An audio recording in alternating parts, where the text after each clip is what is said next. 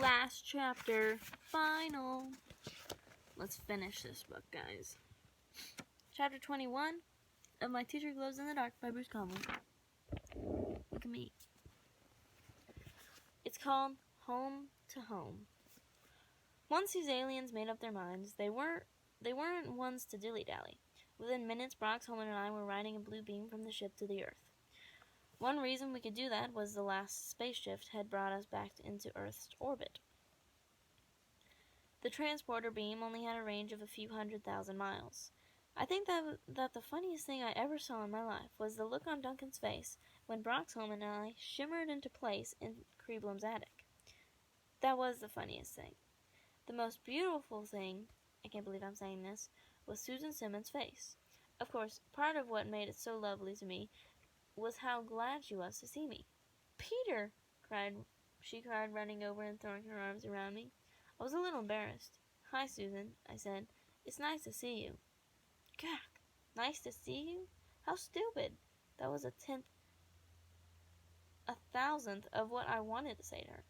Only I didn't know how, especially with everyone else around us. Broxholm broke the awkwardness of the moment in his own stiff way. "Good evening, Miss Simmons." "Mr. Dougal," he said, nodding his green head. "I can't say it is exactly a pleasure to see you again, but since we're going to be working together, I hope that we will be able to put the past behind us." For Broxholm, it was a pretty gracious speech. "Working together?" asked Susan. "How would you like to save the Earth?" I asked, trying to sound casual and heroic. We didn't give them much chance to answer, to tell you the truth. Within minutes, I led the way back to the takeoff position. Duncan positioned himself between me and Susan, which was annoying. I told myself to ignore it, from tapping into his brain. I knew what he had been through in the last month. Of course, I had been through a lot myself. The blue beam shimmered around us. We were dissolved into electrons and hurtled into space, then reformed inside the great alien ship that I had ridden to the stars.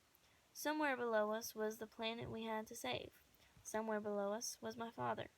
Somewhere in the ship was a little blue alien who had made a dying wish that the Earth would have a final chance. We had to honor that, try with all our hearts to save the planet. We had to honor him.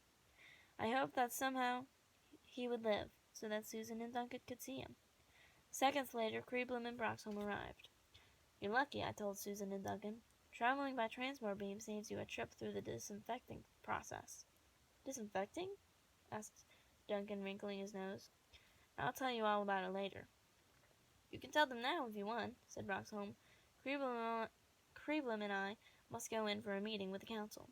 You'll have time while we're gone." With that, the two of them disappeared through the transcendental elevator.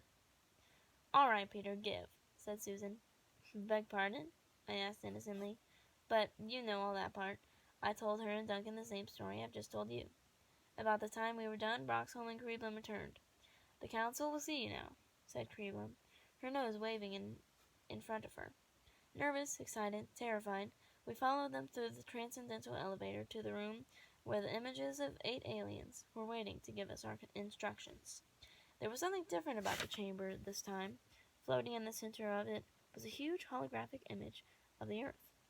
Think of the globe you have in your classroom. Now imagine it 8 feet across, created in perfect detail. I felt Susan's hand slip in mine. "It's so beautiful," she whispered. I didn't say anything. From outer space, the planet was beautiful. But I knew what was happening back on the surface, what people were doing to each other.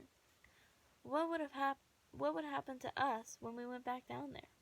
Could we find some way to convince the aliens not to destroy it? Suddenly, I realized Duncan was standing close to me. To my surprise, he slipped his arm around my shoulder. "We can do it, Peter," he whispered. I nodded, still staring at the image before us. The image of Earth, the planet I had abandoned, and now must try to save. My home. The end of the book! That's it. Book 4, I'm gonna have to get from a friend. It's okay. I can get it. He lives up the street. So, guys, here's what I think you should do. Don't leave yet. Stop. Don't leave. down in the comments, right down there, you see, down that way, I think you guys should discuss about what you think of the book, what your favorite part was, or which book was your favorite so far in the 3 books that I've read. Which one was your favorite? Why was it your favorite? What was your favorite part in the series? Who's your favorite character? All that stuff. Just discuss. The comments are for discussing. Just go have fun. Also, make sure to like the video so then I know that you want the next book. See you next time. Bye, guys.